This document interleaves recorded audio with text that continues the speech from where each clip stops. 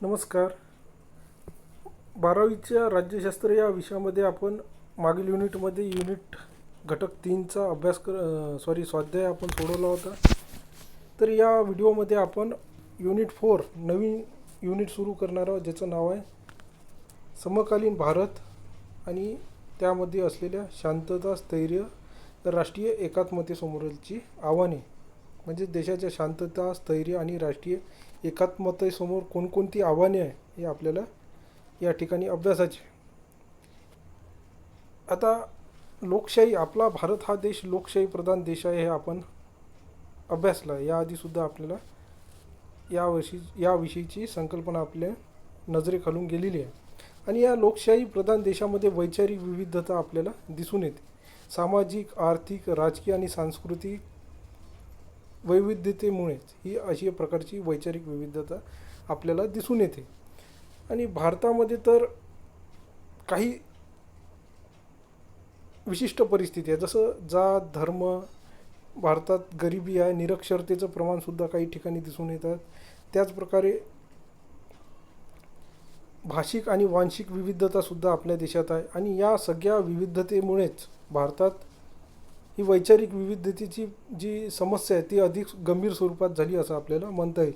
कधीकधी आपण बघतो की शेतकऱ्यांमध्ये असंतोष आपल्याला दिसून येते, कामगारांमध्ये असंतोष दिसून येते, विद्यार्थ्यांचे सुद्धा विविध गट आहे आणि ह्या विविध गटांच्या माध्यमातून आंदोलने झालेली आपण बघितलेले आहे. जाती धर्माच्या आधारावर जातीय दंगली आणि हिंसाचार ही सुद्धा एक समस्या आपल्या देशाच्या शांततेसमोरील, एकात्मतेसमोरीचं महत्त्वाचं आव्हान आहे. कारण या अशा गोष्टीमुळे देशाची कायदा सुव्यवस्था बिघडते, त्याचबरोबर देशात अराजकतेची परिस्थितीसुद्धा निर्माण होण्याची शक्यता असते.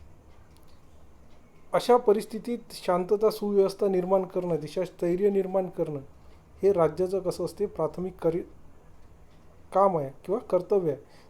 की राज्याची सुव्यवस्था ठेवणं, राज्यात कायद्याची सुव्यवस्था ठेवणं, राज्यात शांतता आणि स्थैर्य निर्माण करणं, शांतता भंग, दंगली, उठाव अशा घटना न घडता राज्यात शांतता आणि स्थैर्य कसं निर्माण होईल याचाच विचार राज्य या संकल्पनेमध्ये करावा लागतो. त्याचबरोबर राज्याची आर्थिक, सामाजिक, त्याचबरोबर सांस्कृतिक प्रगतीसाठी शांतता आणि स्थैर्य हे अतिशय आवश्यक आहे. त्याशिवाय राज्याची प्रगती होऊ शकत नाही. राज्यासमोर प्रगतीसमोरील महत्त्वाचं आव्हान म्हणजेच राज्यात शांतता आणि सुव्यवस्था ठेवणं, अन्यथा राज्याची प्रगती होत नाही. तर अशा प्रकारे आपल्याला आज शांतता आणि सुव्यवस्था ठेवण्यासाठी कोणकोणत्या गोष्टींची आवश्यकता आहे हे आपल्याला या ठिकाणी अभ्यासाचं आहे. या आधी आपण 11वीमध्ये राष्ट्र म्हणजे काय, राष्ट्रवाद म्हणजे काय आणि राज्य काय ह्या संकल्पना तुम्ही अभ्यासल्याच असेल. की राष्ट्र कशाला म्हणतात, राष्ट्रवाद कशाच्या संदर्भात वापरला जातो आणि राज्य म्हणजे काय. तर यातलं पहिलं आपण अभ्यासणार आहोत राष्ट्र म्हणजे काय. त्याची फेरउजळणी किंवा तपासणी आपण या ठिकाणी करणार. त्यातलं पहिलं राष्ट्र म्हणजे तुम्हाला माहीत आहे की एक समुदाय आहे आणि या समुदाय एकीच्या भावनातून एकत्र आला. जसं भारत हा एक राष्ट्र आहे. भारत हा प्रामुख्याने हिंदी भाषिक राष्ट्र म्हणून ओळखल्या जाते. तर भाषेच्या आधारावर, धर्माच्या आधारावर एकत्र आलेला समुदाय, यातून कशाची निर्मिती होते, राष्ट्राची निर्मिती होते. कारण आपल्या देशाची स्वतंत्र अशी संस्कृतीसुद्धा आहे, ऐतिहासिक परंपरासुद्धा आहे. आणि या ऐतिहासिक परंपरेची जपणूक करणे, या आपल्या संस्कृतीची जपणूक करणे या भावनातूनच आपण काय केलं, स्वतंत्र अशा राष्ट्राची निर्मिती केली. तर अशा प्रकारे राष्ट्र निर्माण झाल्यानंतर आपल्याला माहीत आहे की राष्ट्रवादाची भावनासुद्धा निर्माण होते. आपल्याला स्वातंत्र्य जे मिळालं, देशाला स्वातंत्र्य मिळालं, हे कशाच्या भावनेतून मिळालं, तर हे सुद्धा राष्ट्रवादाच्या भावनेतूनच मिळालं. कारण राष्ट्रवाद हा सार्वभौमत्वाचा कसा असते, पुरस्कर्ता असते. आणि या राष्ट्रवादामुळेच राष्ट्रातील लोकांमध्ये एकतेची किंवा एकीची भावना निर्माण करण्यास मोठ्या प्रमाणात मदत होत असते. कारण ही एकता निर्माण करणं हेच राष्ट्रवादामध्ये अभिप्रेत असते. राष्ट्रवाद बघितलं, त्यानंतर राज्य. आता राज्य केव्हा होते, जेव्हा राष्ट्रातील लोक स्वतंत्र अशी स्वतःची शासन व्यवस्था असावी, स्वतःचे निर्णय स्वतः घेण्याचा हक्क असावा, अशी लोकांच्या मनामध्ये जेव्हा भावना निर्माण होते तेव्हा राष्ट्राचं रूपांतर कशात होते, राज्यामध्ये. जसं भारत हे एक राष्ट्र आहे, त्यानंतर आपण बघितलं की सार्वभौम राष्ट्रसुद्धा आहे आणि म्हणूनच भारताला भारत हे एक राज्य आहे हा दर्जासुद्धा भारताला प्राप्त झालेला आहे. आणि एखाद्या राष्ट्राला राज्य हा दर्जा प्राप्त होण्यासाठी 4 घटकांची आवश्यकता असते. ते म्हणजे सार्वभौमत्व, स्वतंत्र शासन व्यवस्था, भूप्रदेश आणि लोकसंख्या. या राज्यातील लोक, आपल्याला माहीत आहे की आपल्या भारताचाच विचार केला तर भारतात विविध धर्म, वंश आणि भाषा बोलणारे लोक आहे. आणि या सगळ्या लोकात विविधता जरी असली तरी राष्ट्राच्या उभारणीसाठी सगळे लोक कसे एकत्र येतात आणि एकेच्या भावनेतून सगळ्या समस्यांना कसं देतात तोंडसुद्धा देताना आपण बघितलं. जेव्हा जेव्हा देशावर समस्या आल्या तेव्हा आपण या सगळ्या विविधतेच्या पलीकडे जाऊन एकतेने या समस्यांचा एकत्र मुकाबला केला हे सुद्धा आपल्याला माहीत आहे. तर या सगळ्या गोष्टीत राज्याची भूमिका कोणती आहे, आता राज्याची महत्त्वाची भूमिका कोणती आहे हे आपण या ठिकाणी अभ्यासणार आहोत. तर राज्याची सगळ्यात महत्त्वाची भूमिका काय आहे, तर शांतता आणि सुव्यवस्था ठेवणे.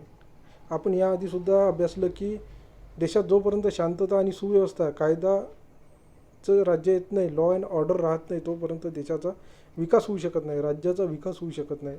म्हणूनच राज्याचा मूळ हेतू काय, तर राज्यातील लोकांचं संरक्षण करणं, राज्यातील लोकांमध्ये शांतता आणि सुव्यवस्था प्रस्थापित करणं हे महत्त्वाचं काम कोणाचं आहे, राज्याचं आहे.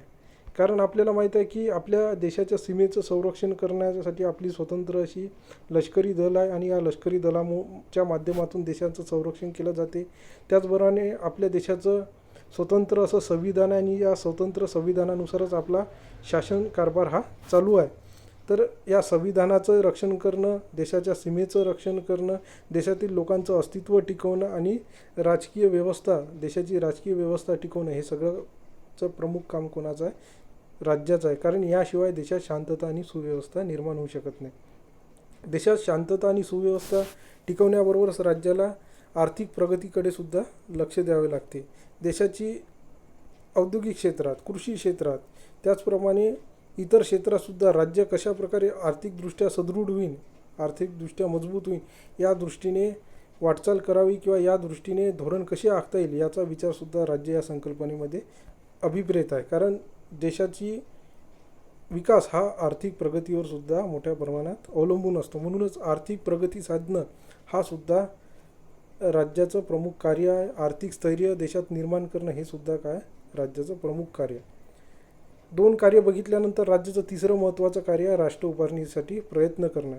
कारण समाजात विविध गट असेल, समाजात विविध जातींचे लोक असेल तर समाजाचं विघटन होण्याची भीती असते. अशा विघटनाच्या परिस्थितीत ही अशी परिस्थिती येऊ नये या दृष्टीने राष्ट्र उभारणीसाठी प्रयत्न करणं हे अतिशय आवश्यक आहे. राष्ट्राच्या लोकांमध्ये एकात्मतेची भावना निर्माण करणं आणि राष्ट्राच्या उभारणीसाठी एकदिलाने प्रयत्न करणं हे सुद्धा अतिशय आवश्यक आहे. त्यामुळे समाजातील विविधतेमुळे विघटन होणार नाही याची तर राज्याला काळजी घ्यावीच लागते.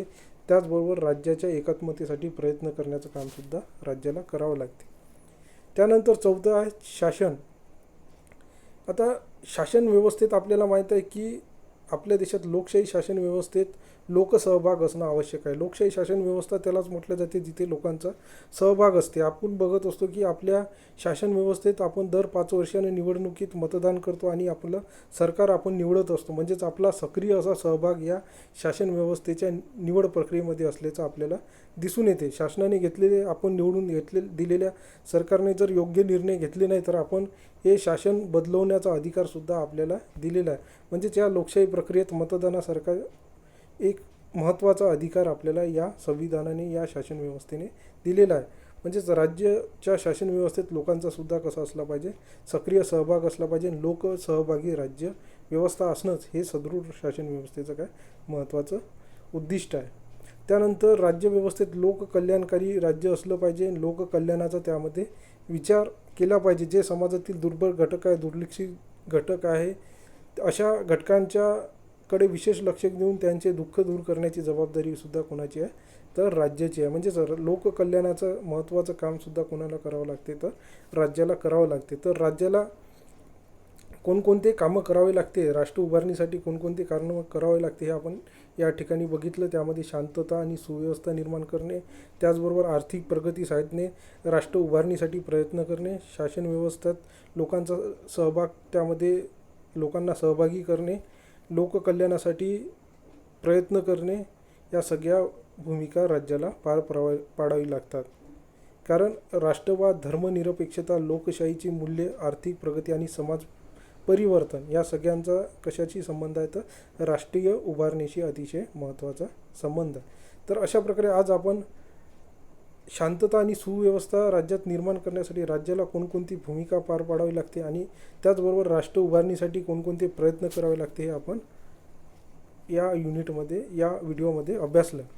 आता पुढील व्हिडिओमध्ये आपल्याला राष्ट्रीय एकात्मतेसमोरची कोणती समस्या आपल्या देशामध्ये आहे हे सुद्धा अभ्यासाचं आहे.